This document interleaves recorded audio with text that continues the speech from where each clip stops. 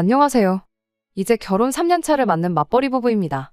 결혼은 일단 1억씩 해서 반반 결혼을 하기는 했어요.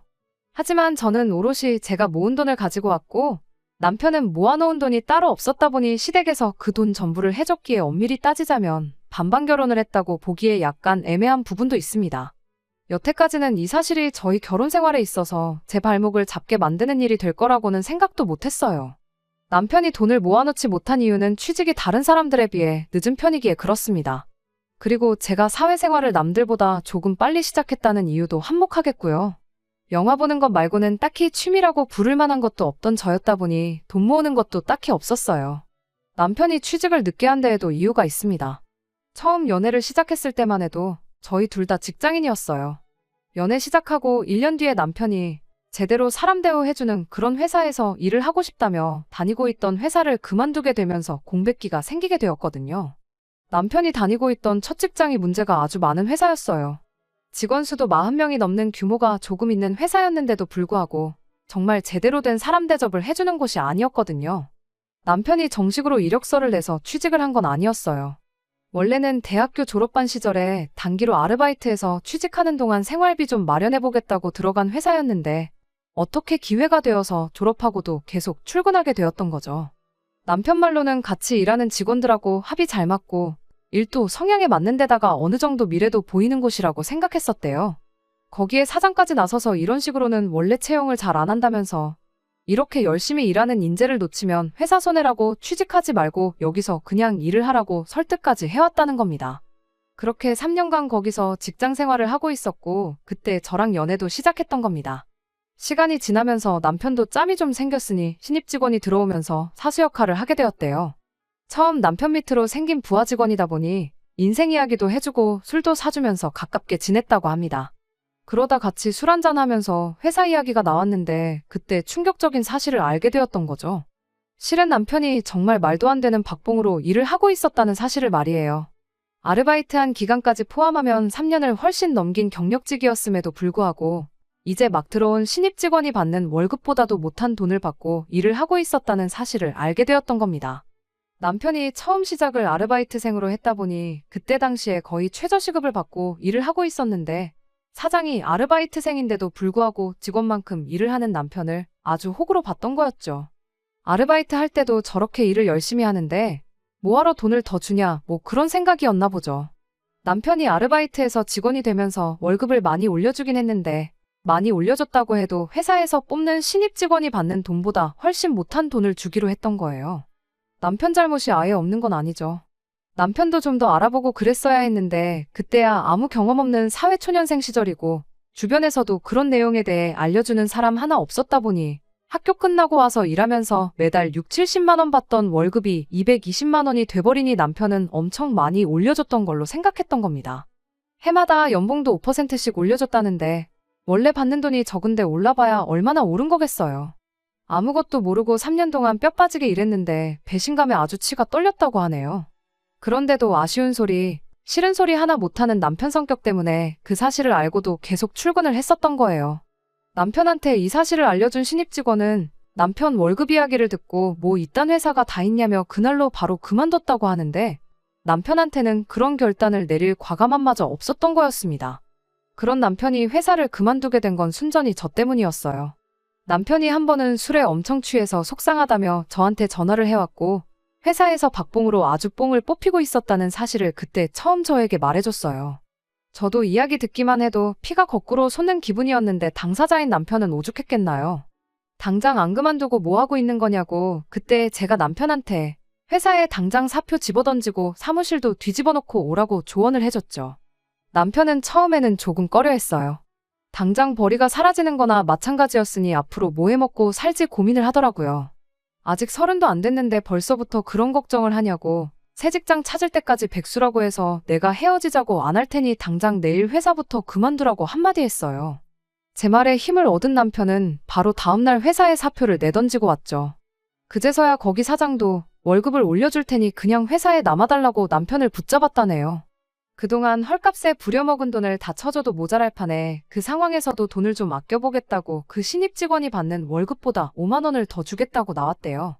그제서야 남편도 자기가 호구당하고 있던 사실을 깨닫게 되었고 그 길로 뒤도 안 돌아보고 회사를 빠져나왔답니다. 원래는 후임 자리 생길 때까지 인수인계를 위해 다닐 생각이었는데 더는 못 참겠다면서 말이죠. 그때 남편이 조금 답답한 구석이 있다는 걸 알았어요. 사표 집어던지는 와중에도 회사에 인원이 비는 걸 걱정해서 몇 달 더 다닐 생각을 했다는 게 말이죠. 아무튼 결과적으로는 바로 때려쳤기 때문에 그걸 가지고 뭐라고 하지는 않았습니다. 남편이 새로 직장을 구한 건 그 회사를 그만두고 1년 반이 더 지나서였습니다. 그래도 새로 들어간 직장에서 경력 인정도 받고 해서 곧바로 대리직함 달고 출근할 수 있었어요. 남편이 심약하긴 하지만 실력이 없는 사람은 아니었거든요. 남편은 남편 나름대로 자기가 돈 한 푼 못 벌어오는 와중에 떠나지 않고 곁을 지키던 제가 자기를 뒷바라지 해줬던 거라고 생각을 했었나 봐요. 그리고 어쨌든 제 덕분에 악독한 회사에 한 방 먹여주고 나온 꼴이 되었으니 저랑 결혼해서 제 말만 듣고 살면 손해보는 일은 없겠구나 하는 생각도 들었다더라고요. 새 직장에 들어가고 나서 얼마 지나지 않아서 저한테는 평생 갚아도 모자랄 신세를 졌다며 자기랑 결혼해주면 그 은혜를 평생에 걸쳐서 갚아주겠다고 저에게 청혼을 해왔죠. 그리고 그렇게 저는 남편과 결혼을 하게 되었습니다. 연애하는 동안은 아무 문제가 없었거든요. 아쉬운 소리 못하고 조금 답답하고 못 믿어온 구석이 있다는 건 알고 있었지만 바꿔 말하면 웬만한 거 다 저한테 맞춰주는 착한 사람이었으니 적어도 결혼하면 어이없는 걸로 싸울 일은 없겠구나 싶었어요. 남편이 모아놓은 돈은 없었을지언정 시댁에서 똑같이 1억을 해주겠다고 했으니 결혼자금 문제도 딱히 따지고 들 게 없었죠. 그렇게 제 1억, 시댁 돈 1억으로 반반 결혼을 하게 되었습니다. 그 돈으로 빌라 전세 하나 구해 신혼살림 차리고 맞벌이 결혼 생활을 시작했습니다. 연애를 꽤나 길게 한 편이라서 남편에 대해서는 어느 정도 많이 알고 있다고 생각했는데 결혼하고 나니 모르는 것 투성이었어요. 요즘이 옛날처럼 결혼하기 전에 어디 가서 신부 수업 미리 받고 그러지는 않잖아요? 제가 혼자 살면서 기본적인 살림들은 손에 익은 상황이긴 했지만 그렇다고 해서 능숙한 편은 아니었어요. 그래도 평생을 부모님 집에서 살아온 남편보다야 제가 훨씬 더 잘했죠. 맞벌이에는 맞살림 하는 게 당연하다고들 하지만 혼자서 겨우 라면 정도 끓여 먹는 게 할 줄 아는 집안일의 전부인 남편에게 뭐 하나 제대로 맡길 만한 상황은 아니었습니다. 그래서 제가 주도적으로 집안일을 하게 되었죠. 남편은 대신 제가 시키는 것들은 군말 없이 다 했고요. 시부모님도 좋은 분들이라 생각했고 남편도 저에게 잘한다 했으니 행복한 결혼 생활을 하게 될 줄 알았는데 그게 아니었습니다. 남편 위로 신우가 한 명 있는데 처음에는 신우 때문에 결혼 생활이 조금 힘들게 될 수도 있겠다 하는 생각을 했었어요. 팔이 안으로 굽어서 그런 건지 이유는 모르겠지만 신우는 제가 남편보다 한참 모자라다는 생각을 하는 듯 보였고 대놓고 저를 못살게 굴지는 않았지만 탐탁치 않아 한다는 티를 그렇게 내고 다녔거든요. 저희가 결혼식 올리고 나서 얼마 지나지 않아 집들이를 했어요. 시부모님의 신혼에 이렇게만 불렀고 식사 끝나고 커피랑 차 한 잔씩 마시면서 이런저런 이야기를 하다가 시어머니가 우리 온다고 집 청소해놓고 음식해놓고 아주 그러느라 고생했겠다고 저한테 한마디 해주셨어요. 그 말에 남편도 나서서 많이 도와줬다고 힘쓰는 건 남편이 다 도와줘서 별로 힘들지 않았다고 대답했는데 신우가 괜히 트집 잡으면서 한마디 하더라고요. 그깟 집안일 뭐 얼마나 대단한 거 한다고 기어이 남편을 부려먹는다고요. 그 자리에 심해부도 있었는데 자기 얼굴에 침 뱉는 격이라는 걸 몰랐나 봐요. 저도 모르게 신우한테 그럼 심해부님은 형님 집안일 할 때 구경만 하고 하나도 안 도와주시냐고 놀라면서 되물었어요. 모쪽을 주려고 작정하고 그런 게 아니고 정말 저도 모르게 튀어나온 말이었는데 신우가 얼굴이 시뻘개져서 아무 말도 못하고 있었습니다. 아무튼 그 발언을 시작으로 신우가 아주 스위치가 켜져서는 온갖 불만을 이야기하기 시작했어요. 그러다가 튀어나온 말이 우리 집에서 니네 결혼할 때 얼마를 해줬는지나 아냐? 우리 엄마 노후자금 다 털어서 해준 건데 고마워하진 못할 망정 신우 말에 말대꾸를 하고 있느냐 하면서 열을 내기 시작했죠. 시댁에서 많이 도와준 건 사실인데 말씀드렸다시피 저희 반반 결혼했거든요. 신우가 그 사실은 모르나 싶었죠. 결국 신우가 혼자 저렇게 분노를 표출해버리는 바람에 집들이 분위기도 흐지부지 돼서 그대로 다들 집에 돌아가게 되었죠. 모두가 돌아가고 나서야 남편이 저에게 말해주길 누나가 결혼할 때는 집에서 한 푼도 지원 못 받아서 저런다. 부러워서 그러는 거니까 자기가 이해해달라 하면서 설명을 해주기 시작했죠. 저도 그때까지는 경황이 없었을 뿐 아무 생각이 없었는데 상황이 정리되고 나서 곰곰이 생각해보니 뭔가 의아한 점이 한두 군데가 아니더라고요.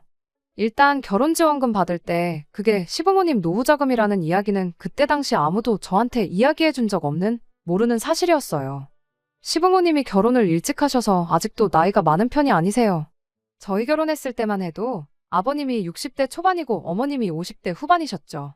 시어머니는 평생을 전업주부로 살아오긴 했지만 시아버지가 경제활동을 계속 하고 계시던 상황이기도 했고 저희 앞에서 이따금씩 은퇴 이야기도 꺼내고 하셨던 적도 있었기에 저는 당연히 노후 준비가 다 되어 있다고 생각했었습니다. 그런데 난데없이 저희 결혼할 때 지원해준 돈이 사실은 노후 자금을 털어서 해준 거라는 소리를 들으니 안 좋은 생각이 자꾸 들기 시작했죠. 저희 친정이 저한테 물려줄 만한 재산은 없을지라도 나중에 저한테 아쉬운 소리 하거나 손 벌릴 생각 없으시다며 노후 준비를 완벽하게 끝내놓으신 상황이었거든요. 남편은 계속해서 누나 결혼할 때 집에서 정말 아무것도 못 받았는데 나는 1억이나 받아갔으니 배가 아파서 그러는 거라며 아무 걱정하지 말라는 식으로 말을 했습니다만 뭔가 뒤숭숭한 느낌을 지울 수가 없었습니다. 그리고 역시나 안 좋은 예감은 틀리는 법이 없다더니 그날로부터 3년이 지난 지금에 와서야 남편 입에서 이런 이야기가 나오게 되었네요. 회사에서 급작스럽게 해외 출장일이 잡혀서 4박 5일 동안 집에 들어오지 못한 적이 있어요. 말씀드렸다시피 남편이 집안일이라고 해봐야 제가 시키는 거나 대충 도와줄 줄이나 알지 자발적으로 무언가 하는 성격이 아니거든요. 급하게 잡힌 출장 일정이라 남편 먹을 밥이라고 미리 5일치 밥을 준비해 놓을 시간도 부족했어요. 제가 미리 밥을 준비해 놓는다고 한들 당장 하루 이틀치 말고는 나머지는 얼려놓아야 했을 텐데 남편 성격에 데워먹는 게 귀찮다고 손도 대지 않을 게 뻔했거든요. 길게 집을 비우는 게 처음이었다 보니 차라리 남편한테 시댁에 가 있으라고 했어요. 괜히 배달 음식만 주구장창 사 먹거나 라면이나 끓여 먹을 게 뻔해 보여서 그렇게 한 거였죠. 시어머니한테는 따로 연락드려서 20만 원 보내드렸고 저 가 있는 동안 오랜만에 아들하고 오붓한 시간 보내시라고도 말씀도 잘 드리고 그렇게 출장을 떠나게 되었습니다. 그리고 출장 다녀왔더니 남편은 저한테 잘 다녀왔냐느니 고생했다느니 하는 말은 한마디 없었고 은근슬쩍 계속 시부모님 이야기를 꺼내기 시작했습니다. 아버지 등이 평소보다 더 굽어 보인다느니 어쩐다느니 어머님 눈이 안 좋아지셨는지 소금이랑 설탕도 구분을 못하셔서 하루는 설탕국을 먹었다느니 하면서 말이죠. 그러면서 자기가 집안의 장남으로서 부모님이 너무 걱정이 돼서 두고 볼 수가 없다는 식으로 혼자서 쉬지도 않고 계속 중얼거리더라고요. 혼잣말 하는 것처럼 중얼거렸지만 집에 남편하고 저 둘밖에 없는데 누가 봐도 저 들으라고 하는 소리였어요. 듣다 못한 제가 나한테 무슨 이야기가 하고 싶어서 그렇게 혼잣말을 중얼거리느냐고 단도직입적으로 물어봤죠. 그랬더니 그제서야 본론을 꺼내기 시작했어요. 안 그래도 자기가 시댁에서 며칠 지내기로 했다고 하루는 누나랑 매형도 같이 와서 저녁 식사를 했답니다.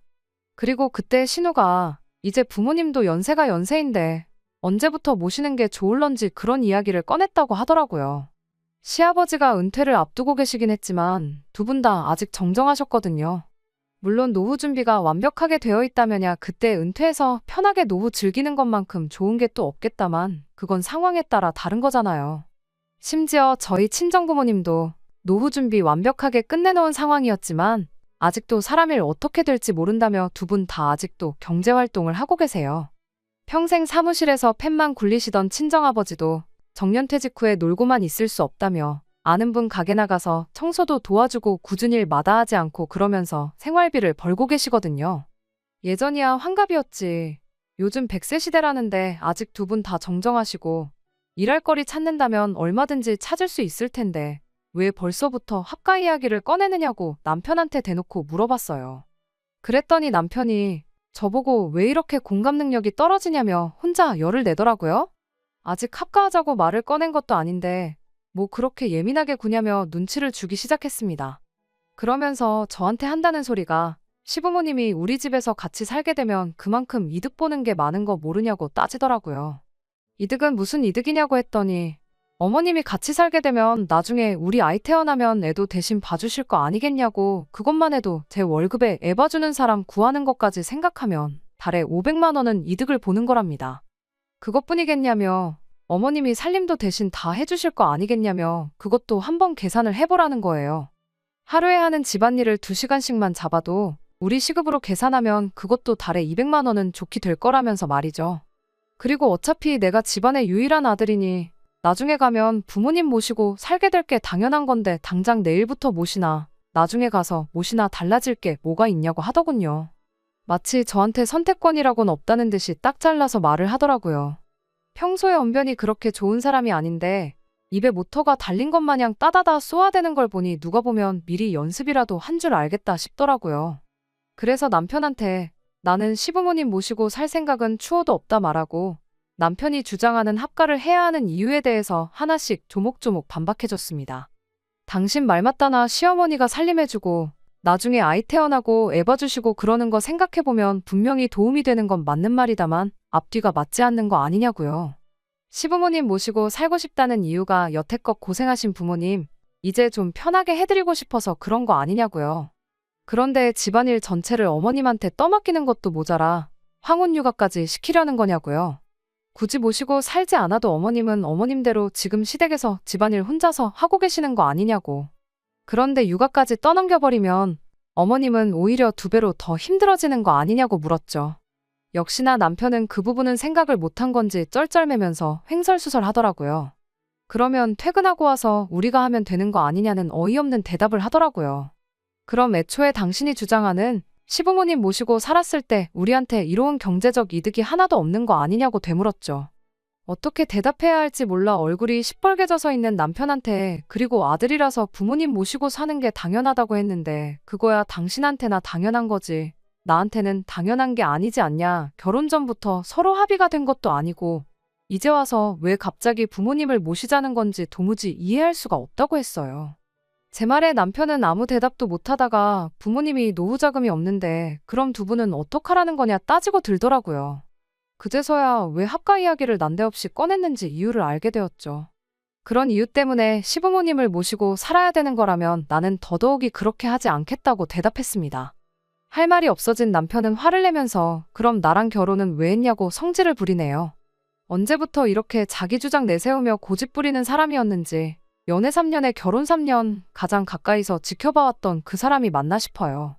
제 말만 들으면 앞으로 손해보고 살 일은 없겠다며 결혼하자고 해놓고서는 왜 가만히 있는 저를 시부모님 노후 따위는 신경도 안 쓰는 그런 나쁜 며느리를 만드는지 싶네요. 정말이지 결혼지원금 한번 잘못 받았다가 졸지에 팔자에도 없던 시집살이를 하게 생겨서 정말 답답합니다. 어떻게 딱 잘라 말해야 남편도 고집 그만 부리고 포기할런지 뭐 좋은 방법이 없을까요? 정말이지 여러 가지 생각에 잠기게 만드는 하루입니다. 후기입니다. 좀 더 빨리 후기를 보내드리고 싶었는데 경황이 없어서 이렇게 모든 일 마무리 짓고 나서야 이렇게 후기를 보내드리게 되었습니다. 결론부터 말씀드리자면 남편과는 이혼하고 각자 갈 길 가기로 했어요. 아들이면 부모님 모시는 거 당연한 거라 했으니 아마 남편은 소원대로 시부모님 모시고 살게 되겠죠. 사실 그건 궁금하지도 않아요. 남편하고는 그날부터 냉전 상태에 돌입했는데 아침이면 아침마다 퇴근하면 퇴근한 대로 저한테 생각 좀 해봤냐며 계속해서 시부모님을 모시고 살 것을 강요해왔습니다. 그런데 알고 보니 이 모든 일에 배우의 신우가 개입하고 있었다는 사실을 알게 되었어요.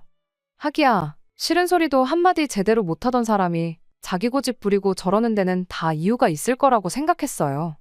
저는 당연히 합가 대상인 시부모님이 뒷배라고 생각했고 부모님 뜻에 거역할 수 없으니 남편이 저렇게 강하게 나오는 거라 생각했는데 알고 보니 시부모님이 아니고 신우가 문제였네요. 몇 번이고 합가를 물어오는 남편 말에 언젠가부터 저는 싫다는 대답도 안 하고 그냥 무시로 일관하고 있었습니다.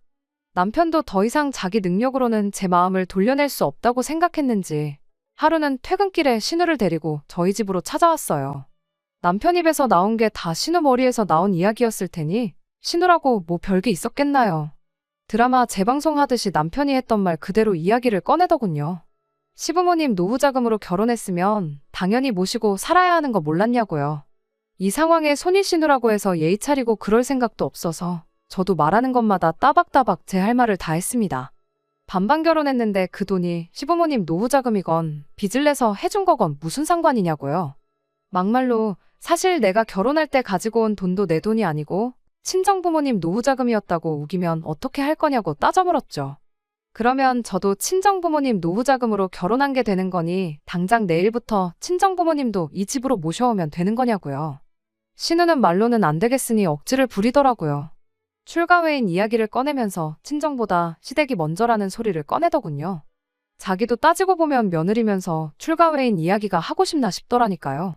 그래서 저도 출가회인이면 출가회인답게 친정일에 신경 끄고 형님이나 알아서 잘하라고 했어요. 당장 형님도 시부모님 모시고 사는 것도 아니면서 무슨 자격으로 남의 집 일에 감나라 배나라 하고 있냐고요. 그제서야 신우도 억지 부린다고 제가 호락호락 넘어갈 사람이 아니라는 걸 깨달았는지 조건을 걸어오면서 회유를 시작하더라고요. 그리고 이 합가 사태가 이렇게 갑작스럽게 그것도 신우의 주도하에 일어나게 된 진짜 이유를 알게 되었습니다.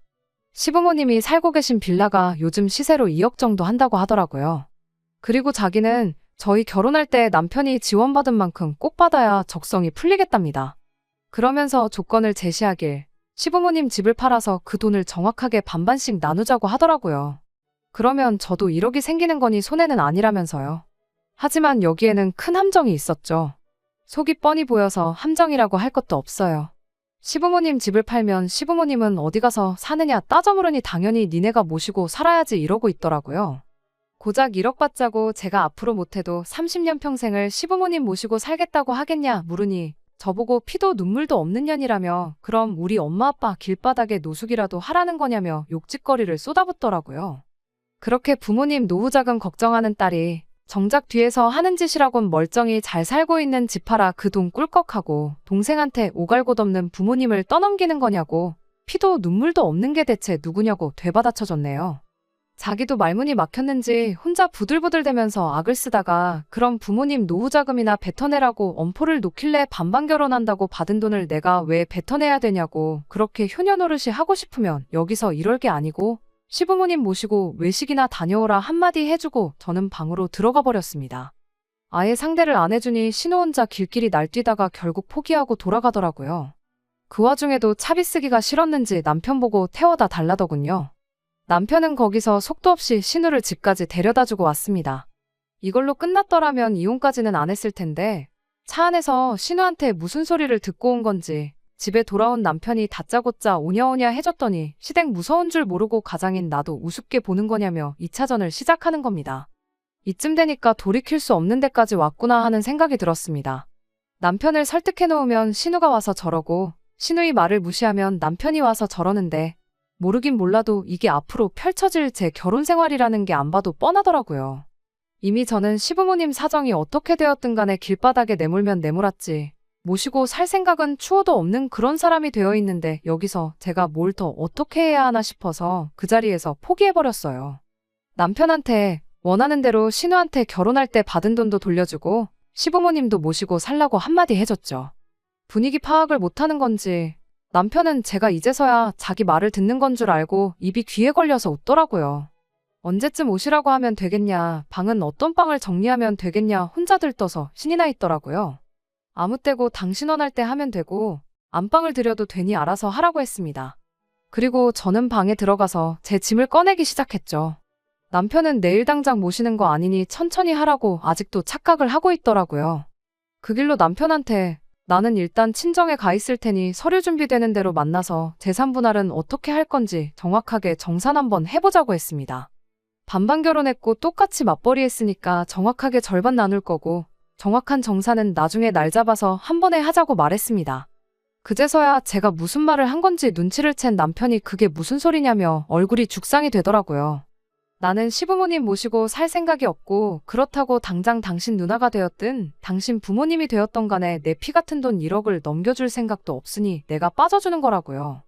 나만 빠져주면 우리 돈 1억이 아니라 네 돈 1억을 부모님한테 돌려드릴 수 있는 거 아니냐. 그러니까 이혼하고 그걸 신우랑 공평하게 나눠갔던 그 길로 부모님 모시고 살면서 아들로 태어난 도리를 하던 그때부터는 당신 좋은 대로 하면 되겠다고 말이죠. 남편이 아연실색을 하면서 이혼 말고 다른 방법이 있을 거라며 그제서야 같이 머리를 맞대고 좋은 방법이 있는지 한번 고민 좀 해보자고 하는 겁니다. 그래서 어디 한번 지금 이 상황에 이혼보다 더 좋은 방법이 있는지 지금 당장 말해보라 그랬어요. 시간 넉넉히 줄 테니까 천천히 생각해보라고 말이죠. 신우랑 한통속이라 저러는 거지. 남편도 합가를 하던가 생돈을 날려야 하는 말도 안 되는 양자택일을 강요받고 있다는 사실을 알고는 있던 건지 아무 말도 못하더라고요. 결국 좋은 방법이라고 내놓은 아이디어가 어차피 우리 맞벌이 하고 있고 아이도 없으니 경제적으로 어려울 게 없지 않냐면서 앞으로 매달 100만 원씩 신우한테 보내주잡니다. 그러면 4년이면 5천만 원이지 않냐고. 그렇게 하면 시부모님도 모실 필요 없고 따지고 보면 누나도 똑같이 5천씩 받은 꼴이 되는 거니 더 아무 말 없지 않겠냐면서요. 당신 지금 누나한테 돈을 주고 싶은 거냐? 시부모님 모시고 싶다고 한 거 아니었냐고 반문했더니 아무 대답도 못하고 멍하니 저만 쳐다보고 있길래 그냥 그 길로 짐 싸서 친정으로 향했습니다. 다음 날이 돼서 남편도 아니고 신우도 아닌 시어머니한테 전화가 왔어요. 모르는 척 하는 건지 진짜 모르는 건지는 모르겠지만 이 상황이 시부모님과 상의가 되었던 게 아니라는 걸 알게 되었습니다. 하기야 남편하고 신우가 말하는 꼴을 보니 시부모님 모시고 사는 게 문제가 아니라 돈이 문제였던 거였으니 그럴만도 하겠다 예상은 하고 있었죠. 시어머니는 저한테 사과를 먼저 해왔어요. 그리고 두 번 다시 신우가 저희 앞에서 합가나 돈 이야기 꺼내지 못하게 단도리를 하겠다고 하셨죠. 원래부터 남편이 지 누나 말에는 꼼짝을 못했었다는 이야기를 해주시더라고요. 그제서야 어디 가서 싫은 소리 못하고 결정도 잘 못 내리는 남편 성격이 신우 때문에 그렇게 되었다는 걸 알았네요. 저는 조금만 더 생각을 해봐야겠다 대답했고 전화를 끊었습니다. 단순한 부부싸움이었다면 시어머니 때문에라도 그냥 넘어갔겠지만 남편에 대한 신뢰가 바닥인 상황에서 남편이 신우한테 원래부터 꼼짝도 못한다는 사실을 알게 되었으니 더더욱이 이혼의 확신이 생기기 시작했어요. 그날로부터 이틀이 지나서 저는 이혼을 해야겠다고 결심을 했습니다. 더 길게 끌어봤자 결과는 똑같겠다 싶어서 그 길로 바로 서류 작성하고 집에 가서 남편한테 이혼하자고 했어요. 이혼 서류 건네주면서도 남편이 울고불고 매달리면 어떻게 해야 하나, 마음이 약해지진 않을까 그런 걱정을 했는데 남편이 제 마음 돌려보겠다고 또 제가 몰랐던 이 모든 사건의 전말을 말해줬습니다. 신우가 결혼하자마자도 아니고 3년 만에 이렇게 나온 이유가 따로 있었더라고요. 신우가 남편 몰래 빚내서 주식을 시작했다가 원금 대부분 날려먹고 급하게 돈이 필요한 상황이었다고. 그런데 그냥 그 돈을 해주자니 거절당할 것 같아서 일을 이렇게 크게 만들었던 거라네요. 그거 걸리면 누나가 이혼당할 것 같다고 울고불고 부탁을 해오는데 자기도 안 되는 거 알지만 누나 도와주고 싶어서 그랬던 거랍니다. 하지만 이젠 당장 누나가 이혼을 당하던 말던 손절해버리고 우리 미래만 위해서 살겠다고 말해오는데 긴 말할 것 없고 빨리 이혼 서류에 도장이나 찍어달라고 했습니다. 질질 끌면 나도 소송으로 갈 수밖에 없으니 마무리라도 깔끔하게 하자고요. 이혼을 하는 과정에 있어서 시부모님은 당신들이 돈이 없어서 그런 거라며 계속 저한테 미안하다고 사과를 해왔지만 정작 이 사건의 원흉인 신우는 저한테 전화는커녕 문자도 한 통 보내지 않았어요. 남편과 이혼 서류 제출하고 나오는데도 숙려기간 동안 잘 좀 생각해달라는데 그런 거 생각할 겨를도 없이 속이 너무 후련하더군요. 결혼하면 제 말만 듣고 살아도 손해보는 게 없겠다더니 결국 누나 말 듣다가 자기 인생이 저렇게 망가졌는데 남편도 제정신이면 재산 분할한 돈으로 신우 빚 갚아주고 그러진 않겠죠. 이제 이혼해서 각자의 길을 가기로 했으니 아무쪼록 정신 차리고 살았으면 싶은 따름입니다. 다 끝난 줄 알았는데 이렇게 또 후기를 남기는 날이 올 줄은 몰랐네요. 이혼한 마당에 남편이며 그 식구들과 두 번 다시 얽힐 일은 없을 줄 알았는데 신우가 몸소 전화까지 해줘서 근황을 알려준 덕분에 이렇게 마지막 후기를 남깁니다. 다짜고짜 신우한테 전화가 와서는 너 때문에 내 인생 망했다며 욕짓거리를 하더라고요. 남편하고 이혼하면서 남편은 물론이고 시부모님까지 신우아 등을 돌렸나 봐요. 일단 노후자금이라고 했으니 남편이 재산분할 받은 돈 중 결혼자금으로 받아온 돈을 신우가 아니라 시부모님한테 돌려드렸답니다. 시부모님은 신우가 자기 주식빚 때문에 두 분 모르게 집까지 팔아가며 억지로 저희를 합가시키려 했고 결국 그 때문에 아들 부부가 이혼하게 되었다는 사실을 알고 있으니 제 생각이지만 그게 너무 괘씸했었나 봐요. 시부모님이 신우한테 노후자금 걱정해주더니 왜 이제 와서 주식빚을 갚아달라고 하느냐며 거절을 했다고 하더라고요. 결국 신우는 더 이상 혼자 힘으로는 이자도 메꿀 수 없는 상황이 돼버려서 결국 거액의 빚을 지게 된 걸 남편한테 들키게 되었고 지금 그것 때문에 이혼당한 애 만회하는 상황이라며 저한테 화풀이를 하려고 전화를 했던 거예요. 그래서 저도 한마디 해줬어요. 피차나도 너 때문에 이혼녀 타이틀을 달게 되었는데 네가 이혼당한다고 하면 내가 뭐 미안해라도 할 줄 알고 전화한 거냐고요. 인과응보라는 말이 괜히 있는 게 아니라고 지은 죄를 돌려받는 거니 억울해 말고 이참에 여태껏 잘못 살아온 네 인생이나 한번 돌아보라고 한마디 해줬네요. 전화기 너머로 소리를 빽빽 지르던 신우를 뒤로 하고 전화 끊어버리고 번호도 차단해버렸습니다. 이젠 두 번 다시 그 집구석하고 얽힐 일은 없을 거예요. 적어도 이혼의 원흉이나 마찬가지였던 신우 인생의 말로가 저렇게 처참하게 되었다는 거나 위안 삼으려고요. 댓글로 응원해주신 분들께 모두 감사드리며 저는 이번에는 진짜로 작별 인사를 드려야겠습니다. 끝까지 들어주셔서 감사합니다. 오늘의 사연은 여기까지입니다. 구독과 좋아요, 알람 설정 부탁드리고 더 좋은 사연으로 다시 찾아뵙겠습니다. 감사합니다.